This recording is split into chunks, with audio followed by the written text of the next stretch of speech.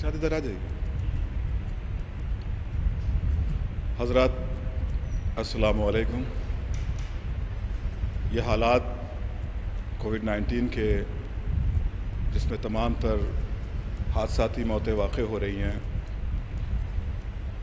ہمارے بھائی جناب مہتاب حسین صاحب جنہوں نے کیمرہ لٹریچر کے حوالے سے عزاداری کی بڑی خدمات کی ہیں، مجالس، محافل، جلوسائے عزا، جہاں پر بھی محرم کی تقریبات ہوتی تھی، عزائے سید الشہداء ہوتی تھی، گراف ایجنسی کے حوالے سے جناب مہتاب حسین صاحب نمائندگی کرتے تھے.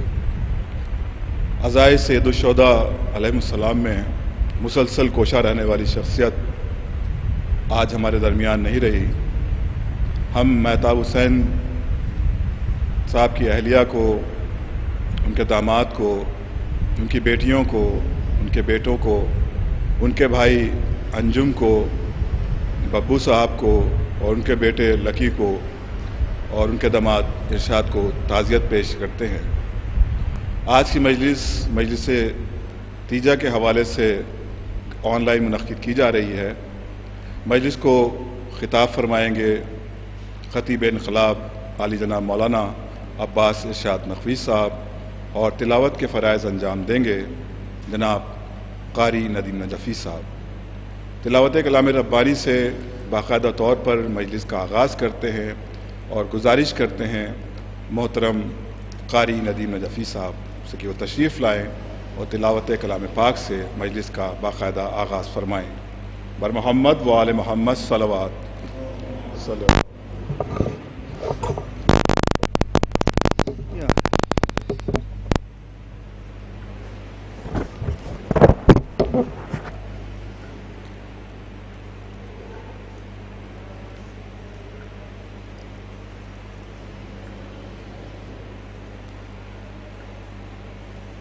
اللهم صل على محمد وآل محمد. أعوذ بالله من الشيطان اللعين الرجيم.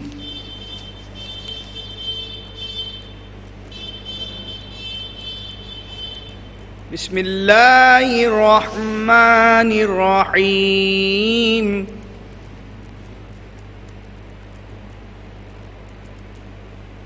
والشمس وضحاها والقمر إذا تلاها والنهار إذا جلاها والليل إذا يغشاها والسماء وما بناها والأرض وما طحاها ونفس وما سواها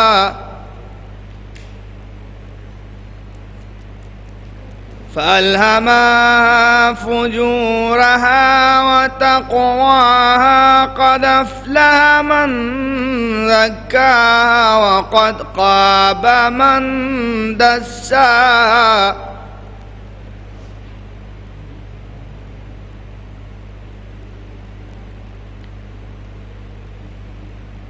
ونفس وما سواها فألهمها فجورها وتقواها قد أفلح من زكاها وقد خاب من دساها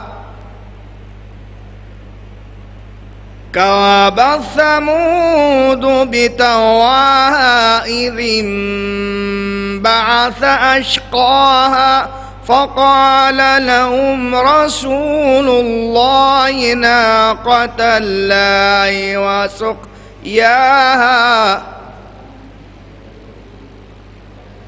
فكابوا فعقروها فدمدم عليهم ربهم بذنب فسواها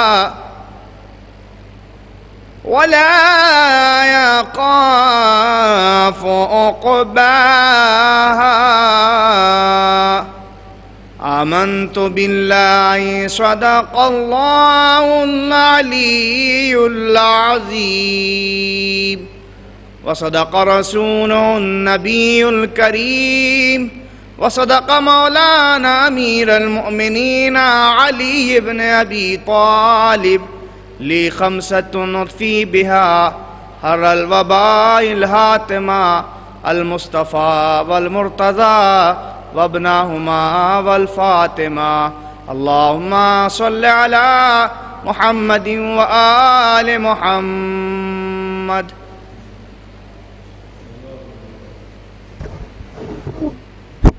جزاک اللہ جناب قاری ندیم نجفی صاحب، آپ نے مجلس کا باقاعدہ آغاز تلاوت کلام ربانی سے کیا.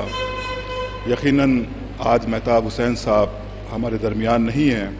ہم اپنی پوری ٹیم کی جانب سے، مولانا عباس ارشاد نقوی صاحب کی جانب سے اور قاری ندیم نجفی صاحب کی جانب سے ان کے تمام اہل خانہ کو تعزیت پیش کرتے ہیں. یقیناً مہتاب بھائی نے بڑی خدمت عزا کی ہے. کیمرہ کے حوالے سے، کوریج کے حوالے سے مستقل وہ عزاداری کے پروگرام میں مسلسل گامزن رہتے تھے، چاہے وہ لکھنؤ ہو یا لکھنؤ کے باہر ہو، جہاں پر بھی عزا کا سلسلہ جاری رہتا تھا وہ اپنی خدمتیں انجام دیتے رہتے تھے. ہم ان کے پسماندگان کو، بالخصوص ان کے بیٹے لکی کو، محمد کو، ان کے داماد ارشاد صاحب کو، ان کی بیٹیوں کو، ان کی بہنوں کو، بھانجوں کو اور ان کی اہلیہ کو، وہ دونوں بھائی انجم اور ان کے چھوٹے بھائی کو تعزیت پیش کرتے ہیں. اور باقاعدہ طور پر ہم مجلس کا آغاز کرتے ہیں اور حسینی چینل کا بھی ہم شکریہ ادا کرتے ہیں کہ وہ اس وقت اس مجلس کو گراف ایجنسی کے ساتھ ساتھ وہ آن لائن نشر کر رہے ہیں. ہم رفعت عالم صاحب کا بھی شکریہ ادا کرتے ہیں اور گزارش کرتے ہیں خطیب اہل بیت عالی جناب مولانا عباس ارشاد نقوی صاحب سے کہ تشریف لائیں اور مجلس کو خطاب فرمائیں. محمد و آل محمد صلوات اللہم صلی علی محمد و آل محمد.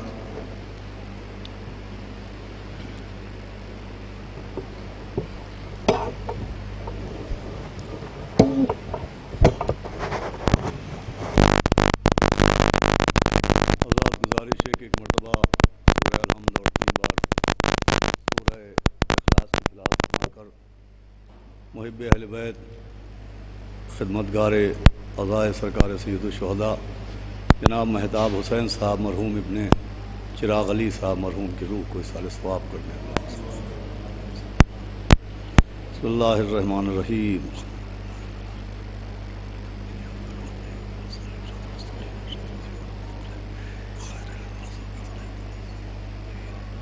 بسم اللہ الرحمن الرحیم.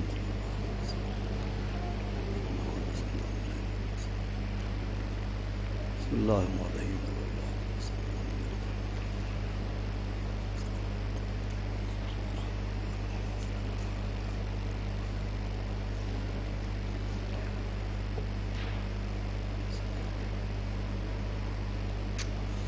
فاتحہ. بسم اللہ الرحمن الرحیم.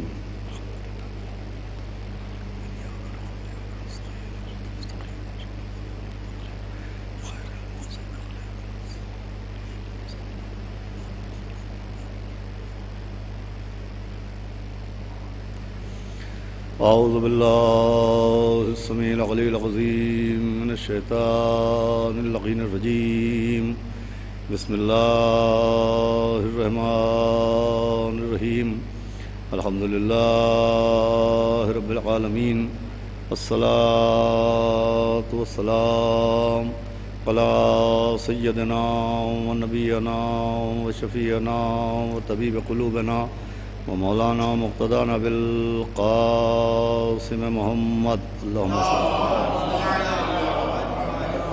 وآلہ الطیبین الطاہرین المعصومین ولعنۃ اللہ علی اعدائہم اجمعین من یومنا ھذا الی یوم الدین. اما بعد فقد قال اللہ سبحانہ تبارک و تعالی في القرآن المجيد والفرقان الحميد بسم اللہ الرحمن الرحیم وَلَقَدْ كَرَّمْنَا بَنِي آدَمَ وَحَمَلْنَاهُمْ فِي الْبَرِّ وَالْبَحْرِ وَرَزَقْنَاهُمْ مِنَ الطَّيِّبَاتِ وَفَضَّلْنَاهُمْ عَلَىٰ كَثِيرٍ مِّمَّنْ خَلَقْنَا تَفْضِيلًا يَوْمَ نَدْعُو كُلَّ أُنَاسٍ بِإِمَامِهِمْ۔ ایک صلوات پڑھ دیں۔ حضرات گرامی، یہ مجلس ایک ایسی شخصیت کے اظہار ثواب کی مجلس ہے کہ جس نے گراف ایجنسی کے تحت بھی اور انفرادی اعتبار سے بھی مولا حسین علیہ السلام کی عزاداری کی بے پناہ خدمت انجام دی ہے۔ اس مجلس کے ذریعے ان کے تمام متعلقین کی خدمت میں تعزیت بھی پیش کی جاتی ہے اور ان کے درجات کی بلندی کے لیے جس ذکر کا اہتمام کیا ہے، یعنی مجلس عزائے سرکار سید الشہداء، اس میں میں نے آپ کے سامنے قرآن مجید کی جن 2 آیتوں کو تلاوت کرنے کا شرف حاصل کیا، یہ دونوں آیتیں قرآن مجید کے سورہ بنی اسرائیل کی آیتیں ہیں اور دونوں آیتیں مسلسل آیتیں ہیں، اور ان آیتوں میں ایک آیت میں خداوند عالم نے انسان کو اس کی اہمیت سے آگاہ کیا اور انسان کو آیت کے ذریعے متوجہ کیا کہ انسان سب سے پہلے اپنے آپ کو پہچانے اور اپنی حیثیت کو سمجھے، اور اللہ نے انسان کو جو نعمتیں عطا کی ہیں، اللہ نے انسان کو جو عزتیں عطا کی ہیں، ان عزتوں اور ان نعمتوں پر غور کرے۔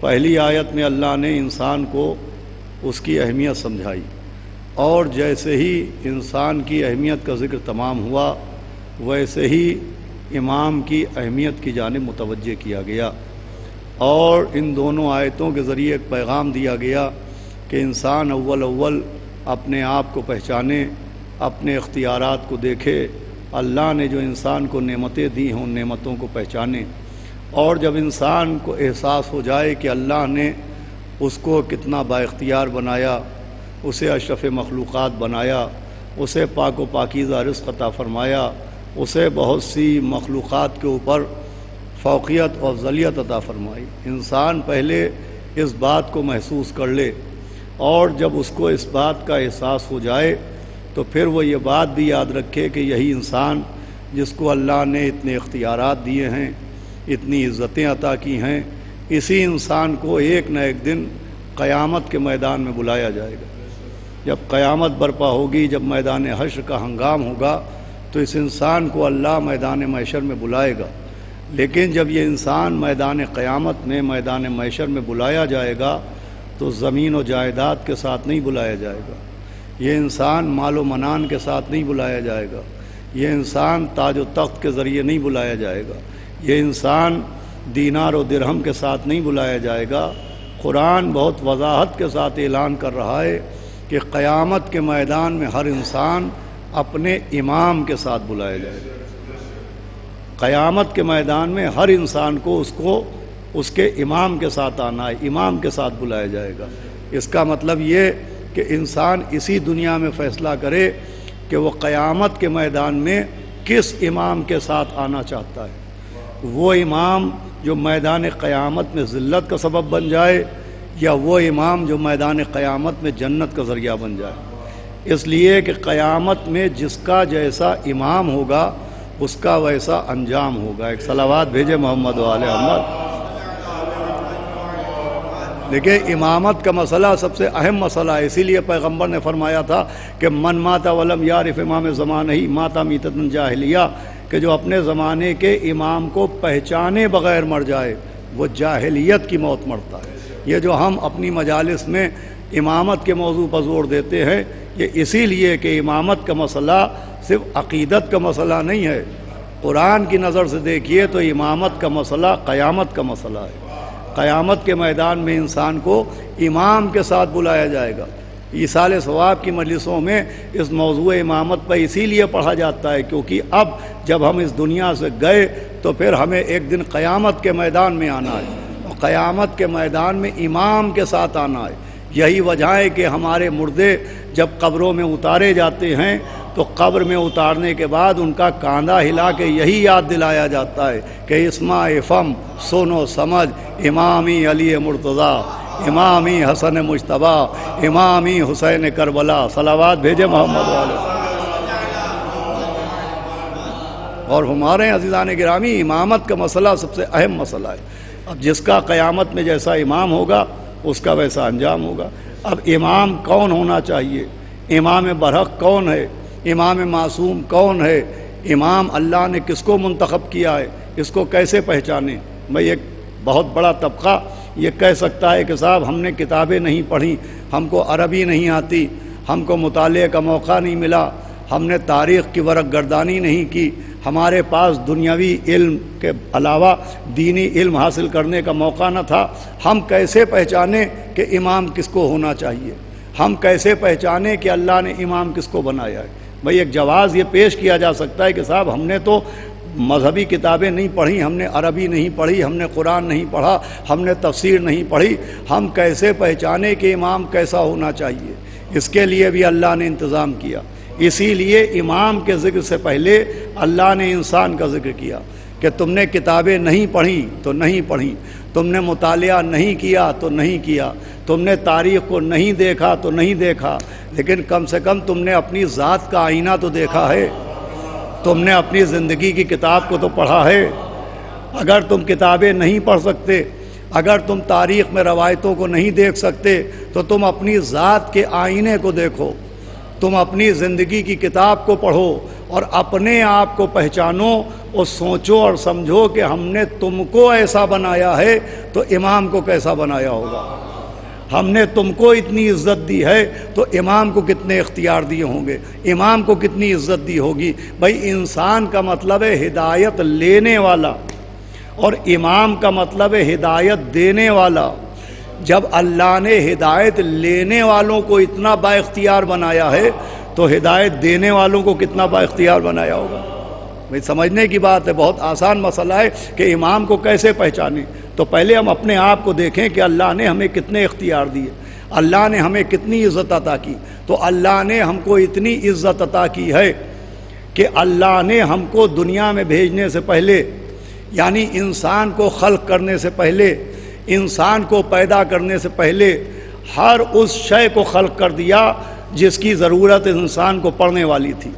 یعنی انسان کی زندگی کے لیے جتنی ضرورتیں ہیں ان کو اللہ نے انسان کو پیدا کرنے سے پہلے پیدا کیا۔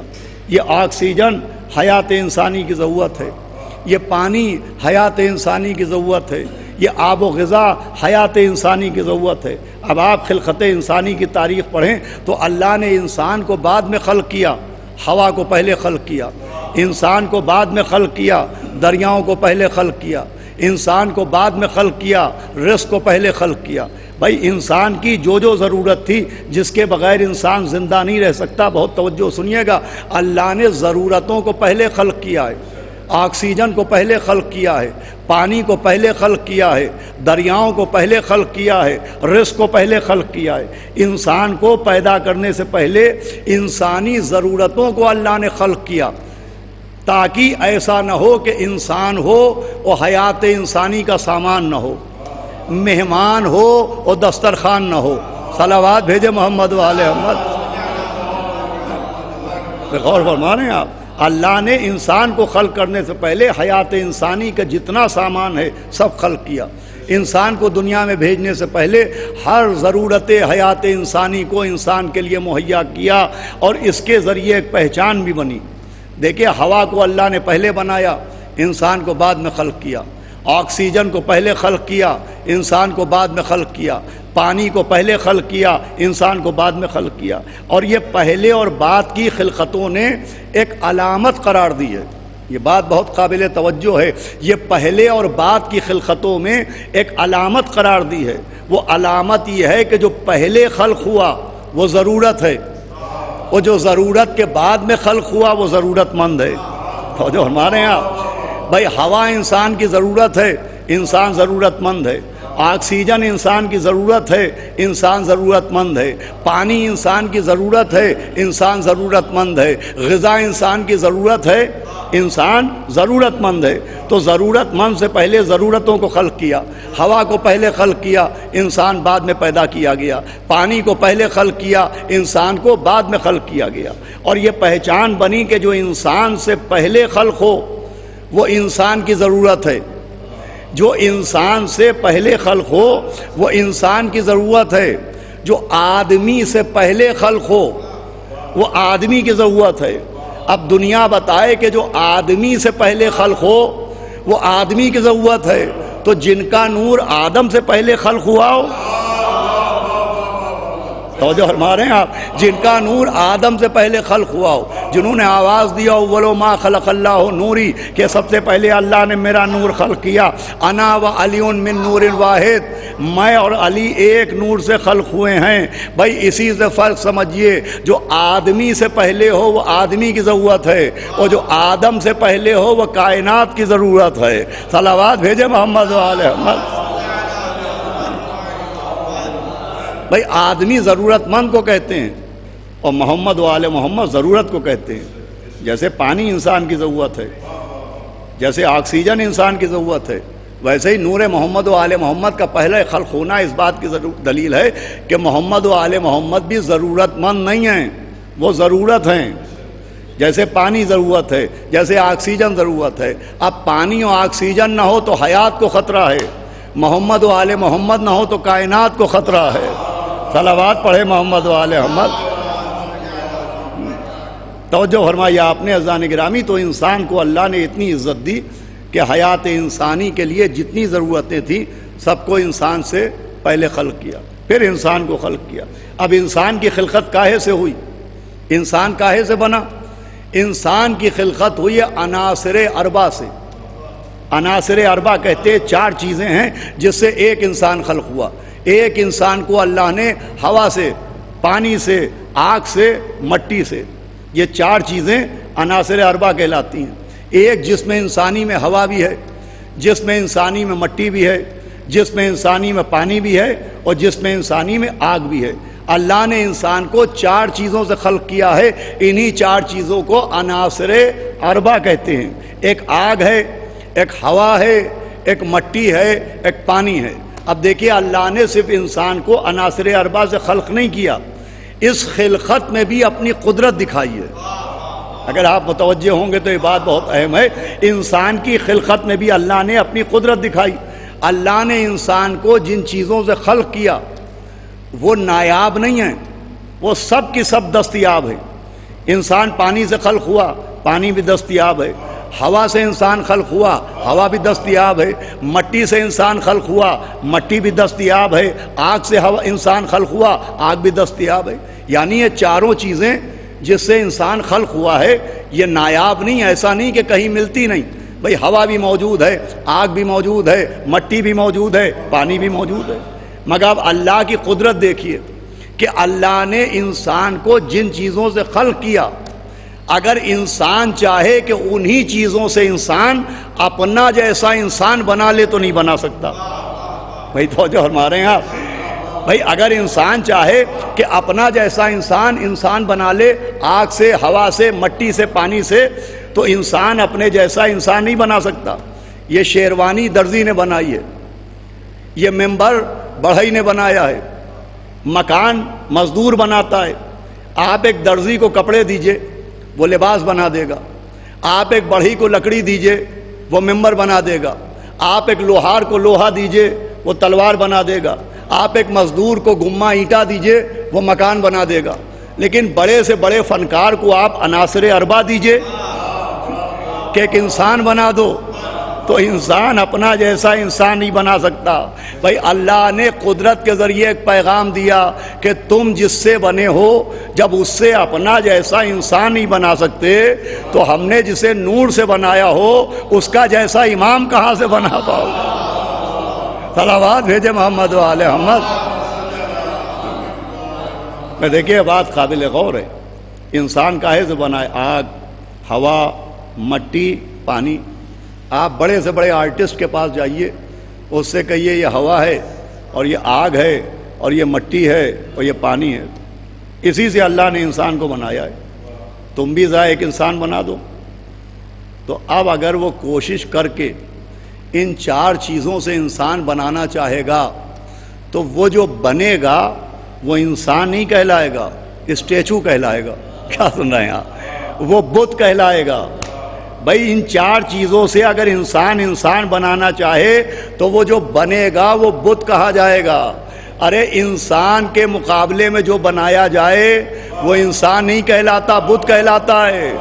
تو امام کے مقابلے میں بھی جو بنائے جائیں وہ امام نہیں کہلائیں گے، وہ بھی بت کہے جائیں گے۔ صلوات بھیجے محمد و آل محمد۔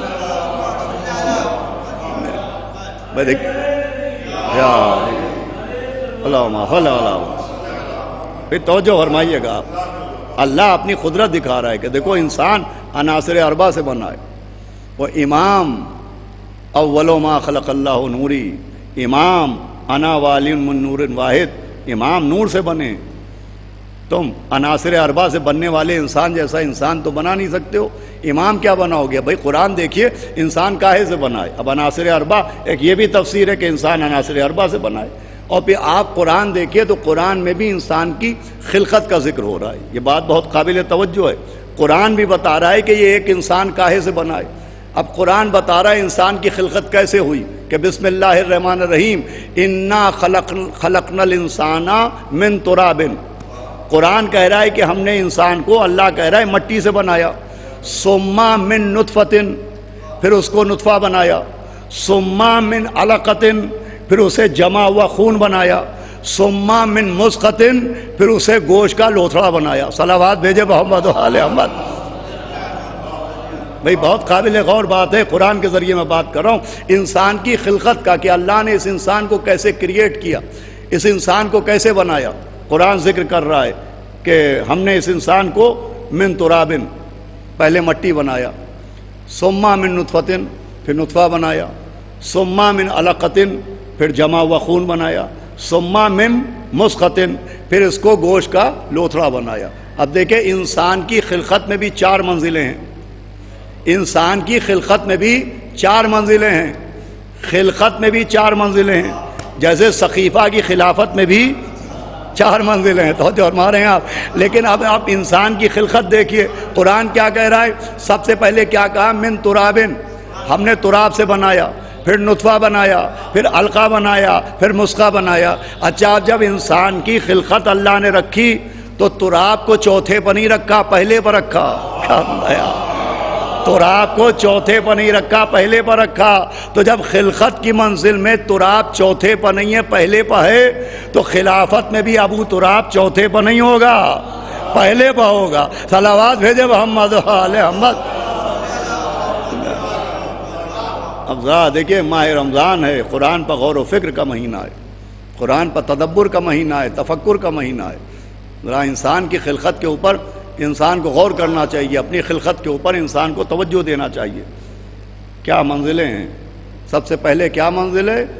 من ترابن، پھر دوسری منزل ہے نطفہ، پھر تیسری منزل ہے علقہ، پھر چوتھی منزل ہے مضغہ۔ اب اسے کیا کیجئے کہ انسان کی خلقت کی 4 منزلیں ہیں، مگر اس میں نطفہ نجس ہے، علقہ نجس ہے، مضغہ نجس ہے، اور 4 میں ایک تراب پاک ہے۔ کیا بنایا؟ صلوات پڑھ دے محمد و آل محمد۔ ایک منزل ہے تراب کی، وہ پاک ہے۔ تراب کسے کہتے ہیں؟ بہت غور سنیے گا، بس آخری منزل ہے۔ تراب کسے کہتے ہیں؟ تراب کہتے ہیں مٹی کو۔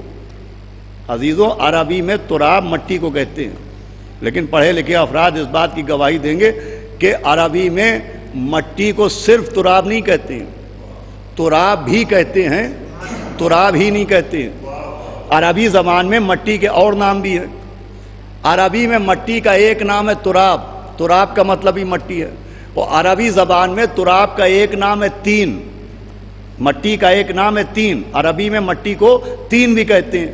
اور آپ نے ہزاروں مرتبہ یہ حدیث سنی ہوگی کہ نبی نے فرمایا کہ کن تو نبیًا، میں اس وقت بھی نبی تھا، بین الآدمہ بین الماء والتین، کہ جب جناب آدم مٹی اور پانی کے درمیان تھے۔ تو عربی زبان میں پوری توجہ سنیے گا، مٹی کا ایک نام ہے تراب اور مٹی کا ایک نام ہے تین، اور عربی میں مٹی کا ایک نام ہے حما، اور مٹی کا ایک نام ہے سلسال. یہ سب مٹی کی قسمیں ہیں. عربی زبان میں مٹی کو تراب بھی کہتے ہیں, عربی زبان میں مٹی کو تین بھی کہتے ہیں, عربی زبان میں مٹی کو ہما بھی کہتے ہیں, اور عربی زبان میں مٹی کو سلسال بھی کہتے ہیں. اب علماء سے پوچھئے گا کہ عربی میں ایک مٹی کے اتنے نام کیوں ہیں؟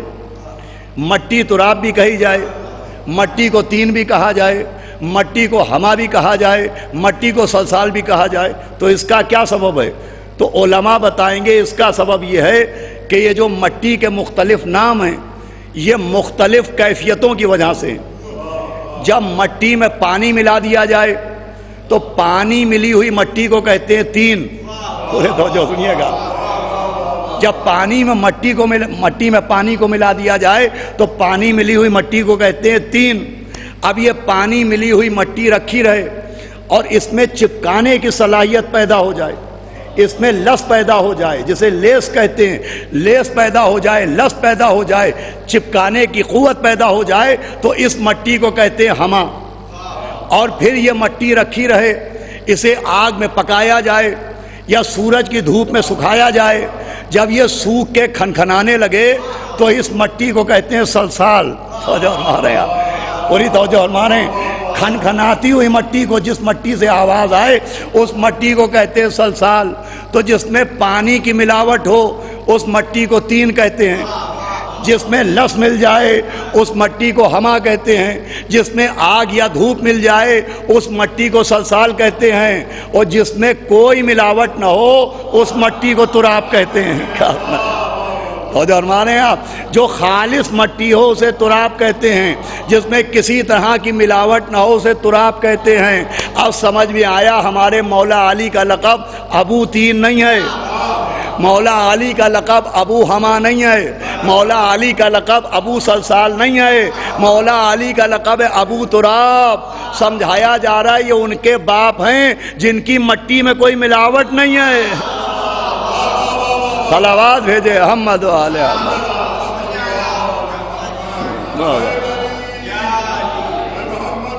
صلی اللہ محمد و آل بازانی گرامی تمام ہو رہی بالکل پیور خالص مٹی کو تراب کہتے ہیں. عزیزان گرامی یہ خلقت انسانی کی کیفیت ہے کہ انسان اپنی ذات کے اوپر غور کرے کہ اب انسان عناصر اربع سے بنا, انسان تراب و نطفہ و علقہ و مضغہ سے بنا. اب یہ انسان جو عناصر اربع سے بنا ہے اس کا یہ اختیار ہے. تو وہ انسان جو اللہ کے نور سے بنا ہو, وہ امام جسے اللہ نے نور سے بنایا ہو, اس کا کیا مرتبہ ہوگا؟ دیکھیں میں نے عرض کیا نا, یہ جو انسان کو اپنی کیفیت اور اپنی حیثیت پر غور کرنے کے لیے متوجہ کیا گیا اسی لیے کہ تم اپنے بارے میں سوچو کہ تم ایسے ہو تو بھی امام کیسا ہوگا. اب دیکھیں انسان کیسا ہے. انسان کی منزل یہ ہے کہ جناب آدم کو اللہ نے بنایا اور اللہ نے پہلا انسان بنایا جس کا نام آدم رکھا, اور جناب آدم کو ملائکہ کا مسجود بنایا. بھئی آخری بات ہے اور قابل توجہ بات ہے, جناب آدم کو مسجود ملائکہ بنایا. یہ مسجود کسے کہتے ہیں؟ جسے قتل کیا جائے اسے مقتول کہتے ہیں, جس کی مدح کی جائے اسے ممدوح کہتے ہیں, جس کی تعریف کی جائے مدح کی جائے اسے ممدوح کہتے ہیں, جس پر ظلم کیا جائے اسے مظلوم کہتے ہیں, جس پر لعنت کی جائے اسے ملعون کہتے ہیں. صلوات بھیجے محمد آل محمد. توجہ فرما رہے ہیں آپ. ویسے ہی جس کو سجدہ کیا جائے اسے مسجود کہتے ہیں, جس کو سجدہ کیا جائے اسے مسجود کہتے ہیں, اور جہاں سجدہ کیا جائے اسے مسجد کہتے ہیں. جہاں سجدہ کیا جائے وہاں اسے مسجد کہتے ہیں. توجہ فرمائیے گا آپ, مسجد کہتے ہیں. ہم سمجھتے ہیں مسجد کیا ہوتی ہے, ہمارے دماغ میں ہے کہ مسجد جس میں مینار ہو وہ مسجد, جس میں گنبد ہو وہ مسجد, جس میں محراب ہو وہ مسجد. ہم سمجھتے ہیں مسجد عمارت کی وجہ سے مسجد بنتی ہے, مگر مسجد عمارت کی وجہ سے مسجد نہیں بنتی, مسجد سجدے کی وجہ سے مسجد بنتی ہے. صلوات بھیجے محمد و آل محمد. بہت غور سنیے گا, آخری منزل مسجد بنتی ہے سجدے کی وجہ سے. اور خود انسان کے اندر بھی مساجد 7 موجود ہیں. مساجد سبا، یہ مساجد سبا کسے کہتے ہیں؟ سبا کہتے ہیں 7 کو، اور مساجد سبا کا مطلب ہے کہ ایک انسان میں 7 اعضاء ایسے ہوتے ہیں کہ جن کے بغیر سجدہ نہیں ہو سکتا، جن کے بغیر سجدہ نہیں ہو سکتا۔ سجدے کے لیے صرف سر جھکانا کافی نہیں ہے، بلکہ سجدے کے لیے 7 اعضاء بدن کا زمین سے مس ہونا ضروری ہے، جس میں 1 پیشانی ہے، 2 ہتھیلیاں ہیں، 2 پاؤں کے گھٹنے ہیں اور 2 پاؤں کے انگوٹھے ہیں۔ یہ 7 کہلاتی ہیں مساجد سبا۔ توجہ فرمائیے گا آپ، ان کے بغیر سجدہ نہیں ہو سکتا، ان اعضاء انسانی کے بغیر سجدہ نہیں ہو سکتا، اور سجدے کے بغیر زمین مسجد نہیں ہو سکتی۔ بھائی عمارت کی وجہ سے مسجد نہیں ہوتی، بھائی زمین سجدے کی وجہ سے مسجد ہوتی ہے۔ جہاں سجدہ کیا جائے وہ زمین مسجد کہلاتی ہے۔ ہم سمجھتے ہیں جہاں عمارت بنا دی جائے وہ مسجد ہے، نہیں، قرآن پڑھیے، قرآن کہہ رہا ہے ساری زمین مسجد ہے، یعنی جہاں بھی سجدہ کر لیا جائے وہ زمین کہلاتی ہے مسجد۔ مسجد کے لیے سجدے کی ضرورت ہے، اور سجدے کے لیے ساجد کی ضرورت ہے، اور ہمارے یہاں اور ساجد کے لیے مساجد سبا کی ضرورت ہے۔ جب تک ایک انسان کے جسم کے 7 حصے زمین سے مس نہیں ہوں گے سجدہ نہیں ہوگا، اور جب تک سجدہ نہیں ہوگا زمین مسجد نہیں ہوگی۔ یہ انسان کی اہمیت ہے۔ اب دنیا اندازہ لگائے کہ ایک انسان کے سجدے کے بغیر زمین مسجد نہیں ہو سکتی۔ اب سمجھ میں آیا کہ 13 رجب کو کعبے میں علی کیوں بھیجے گئے؟ نہیں، میرے جملے پر غور کی۔ اب سمجھ میں آیا 13 رجب کو کعبے میں علی کو کیوں بھیجا گیا۔ ارے جب انسان کے سجدے کے بغیر مسجد نہیں ہو سکتی تو امام کے آئے بغیر کعبہ قبلہ کیسے ہو جاتا؟ صلوات بھیجے ہم گفتگو تمام ہوئی۔ اندازہ لگائیں انسان کی اہمیت ہے کہ انسان کے جسم میں مساجد سبا مخفی ہیں۔ انسان کے سجدے کی وجہ سے زمین مسجد ہو جاتی ہے۔ اب اسے کیا کیجئے کہ انسان کے سجود کی وجہ سے زمین کا مسجد ہونا سمجھ میں آتا ہے، وہ علی کے نزول کی وجہ سے کعبے کا قبلہ ہونا سمجھ میں نہیں آتا ہے۔ صلوات بھیجے محمد والے محمد۔ بازان گرامی گفتگو تمام ہوئی تو انسان اپنی اہمیت کو سمجھے کہ ہم ایسے ہیں تو امام کیسا ہونا چاہیے۔ اس لیے کہ قیامت کے میدان میں نے ابھی عرض کیا، انسان زمین و جائیداد کے ساتھ نہیں بلایا جائے گا، مال و منان کے ساتھ نہیں بلایا جائے گا، جاگیر کو جائیداد کے ساتھ نہیں بلایا جائے گا، بینک بیلنس کے ساتھ نہیں بلایا جائے گا۔ روز محشر انسان امام کے ساتھ بلایا جائے گا۔ اب امام کیسا ہونا چاہیے؟ تو امام ایسا ہونا چاہیے کہ قیامت تو قیامت ہے کہ جب انسان دنیا سے جانے لگے تو ملک الموت پہلو میں ہو تو امام اس کی امداد کے لیے آ جائے کہ گھبرانا نہیں، ہم آئیں گے۔ دیکھیے اللہ کا ہم شکر ادا کرتے ہیں، اللہ نے ہمیں دولت دی، ہم نے شکر ادا کیا، اللہ نے عزت دی، ہم نے شکر ادا کیا، اللہ نے شہرت دی، ہم نے شکر ادا کیا۔ جتنا شکر اس بات کا ادا کریں تو کم ہوگا کہ اللہ نے ہمارے ہاتھوں میں دامن ولایت علی دیا ہے۔ یہ مولا علی کی ولایت کا دامن وہ ہے کہ آخرت بھی اسی کی وجہ سے محفوظ ہے، اور دنیا اور خاص کر کے آج کا زمانہ جب اموات کی کثرت ہے، روز صبح آنکھ کھلتی ہے تو کسی نہ کسی کے انتقال کی خبر ملتی ہے۔ دوستوں سے دوست چھٹے جا رہے ہیں، بھائیوں سے بھائی بچھڑے جا رہے ہیں، باپ سے بیٹا جدا ہو رہا ہے، زوجہ سے شوہر جدا ہو رہا ہے۔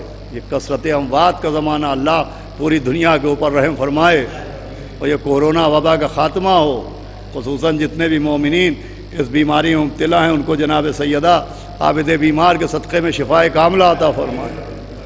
روز ایک خبر آ رہی ہے، کل یہ خبر غم ملی ابو ذر صاحب کنتوری کے ذریعے کہ ہمارے محتاب بھائی اس دنیا میں نہ رہے۔ نہایت با اخلاق شخصیت تھے، اور چونکہ مجالس بکثرت میں پڑھتا ہوں شہر میں تو مسلسل اس گراف ایجنسی کے تحت عزائے سرکار سید الشہداء کی ترویج و تبلیغ کے لیے جہاں جہاں مجلس پڑھنے کے لیے موجود رہتے تھے وہاں وہاں وہ ویڈیوگرافری کے لیے موجود رہتے تھے۔ بڑی خدمت کی ہے مولا حسین کی عزاداری کی۔ یقیناً اس عزاداری کا اجر انہیں وقت آخر بھی ملا ہوگا اور قیامت کے میدان میں بھی ملے گا، روز محشر بھی ملے گا۔ اس لیے کہ عزائے امام حسین صرف عزائے امام حسین نہیں ہے، چھٹے امام نے فرمایا کہ جب کوئی ہمارے جد مظلوم کے غم میں روتا ہے تو ہماری دادی سیدہ کی نصرت کرتا ہے. جناب سیدہ کی مدد ہے یہ ماشاءاللہ. اس وقت جو یہ گراف ایجنسی کے ذریعے ایصال ثواب کی مجلسیں منعقد کی جا رہی ہیں، اس لیے کہ حالات تقاضا نہیں دے رہے ہیں کہ ویسی مجلسیں جیسی ہوتی تھیں ویسی ہوں، لیکن یہ آن لائن مجالس کے ذریعے کم سے کم رشتہ دار اور قرابت دار اور غمزدہ افراد اپنے گھر ہی میں صحیح بیٹھ کے اپنے عزیز کے غم میں بھی آنسو بہا رہے ہیں اور مولا حسین کے غم میں بھی آنسو بہا رہے ہیں. ان کے دل کو کم سے کم تسلی تو ہو رہی ہے کہ ہاں کچھ لوگ تو ہیں جو ہمارے غم میں شریک ہیں.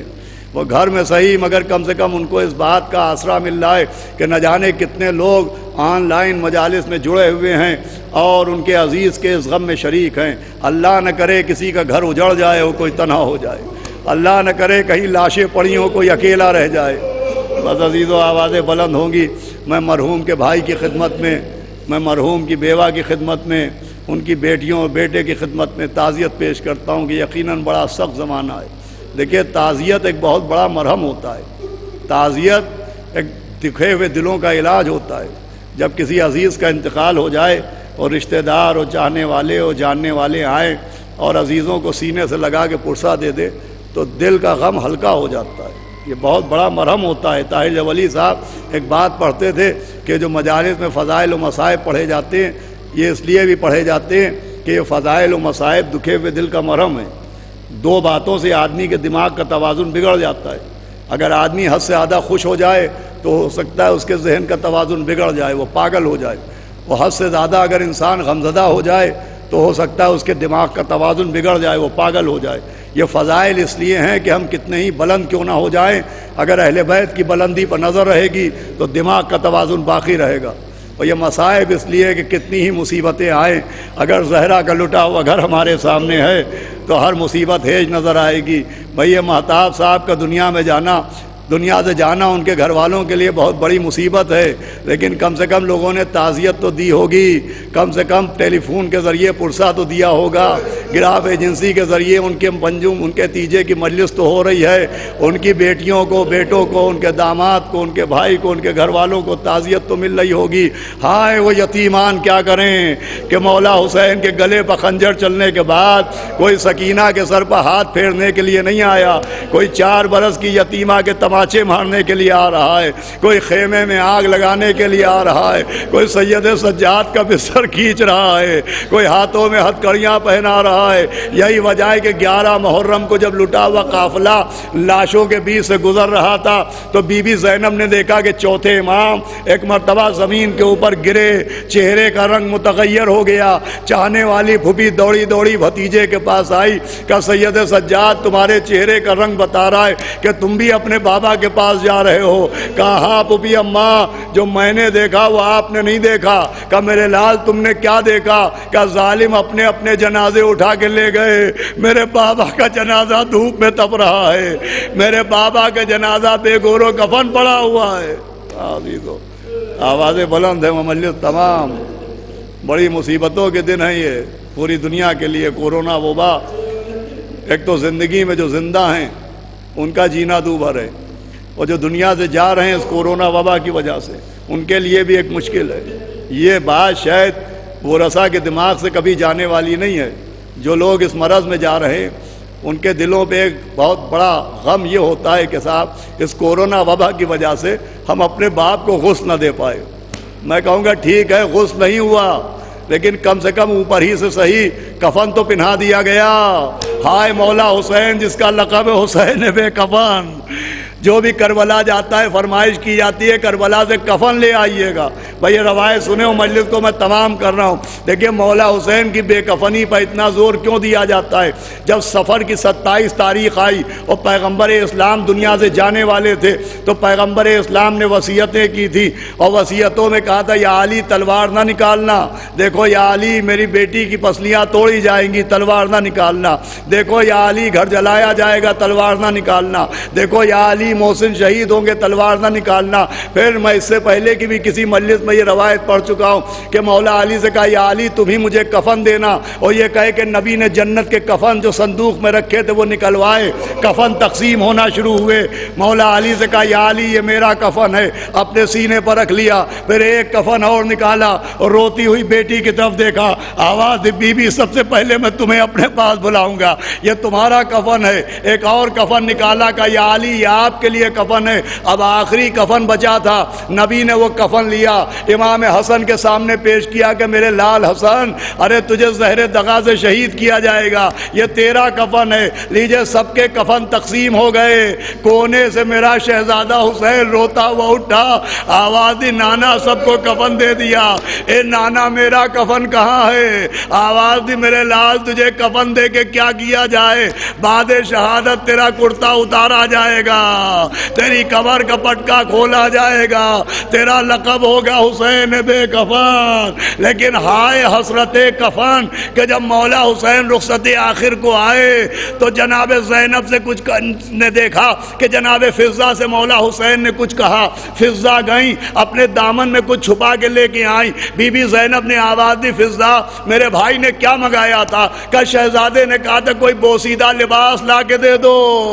بی بی زینب نے کہا رے تو نے بوسیدہ لباس نہیں دیا ہے، وہ میرے بھیا نے کفن پہنایا منگایا تھا، وہ بوسیدہ لباس نہیں ہے، وہ میرے بھائی کا کفن ہے۔ مگر وہ بوسیدہ لباس بھی تن حسین پر باقی نہ رہا۔ ارے گلے پر خنجر چلنے کے بعد کوئی کرتا اتار کے لے گیا، کوئی کمر کا پٹکا لے گیا، کوئی پاؤں کی نالین لے گیا۔ ایک بہن درے خیمہ پر دیکھ رہی تھی، آواز دی او پسر ساتھ، ارے میرا ماجایا ذبح کیا جا رہا ہے، تو دیکھ رہا ہے۔ اللہ الظالمین سیالب الذین ظلموا منقلبی ينقلبون اللہم لنقتل حسین۔ حضرات پھر سے ایک مرتبہ سورہ الحمد 3 بار سورہ اخلاص کی تلاوت فرما کر جناب مہتاب حسین صاحب مرحوم ابن چراغ علی صاحب کی روح کو اصال ثواب کر دیں۔ اللہ بسم اللہ الرحمن الرحیم۔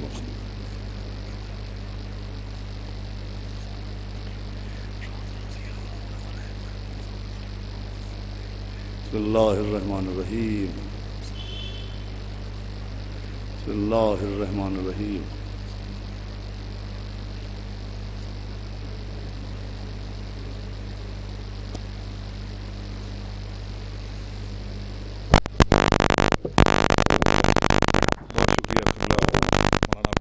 نقوی صاحب کی آپ نے اس غم کا مداوع کیا مجلس سرکار سید الشہداء، اور ہم تعزیت پیش کرتے ہیں مہتاب حسین صاحب کی اہلیہ کو، ان کے دونوں بیٹے محمد اور لکی کو، ان کے دونوں بھائیوں انجم بھائی اور ببو بھائی کو، اور ان کے داماد جناب ارشاد صاحب کو، ان کی بیوہ کو، ان کی بہنوں کو اور ان کی بیٹیوں کو، اور مہتاب صاحب کے متعلقین کی جانب سے بالخصوص ہم شکریہ ادا کرتے ہیں تمام ویورز کا جنہوں نے آن لائن اس وقت مجلس کو اٹینڈ کیا، اور بالخصوص جناب قاری ندیم نجفی صاحب کا شکریہ کہ جنہوں نے تلاوت کے فرائض انجام دیے۔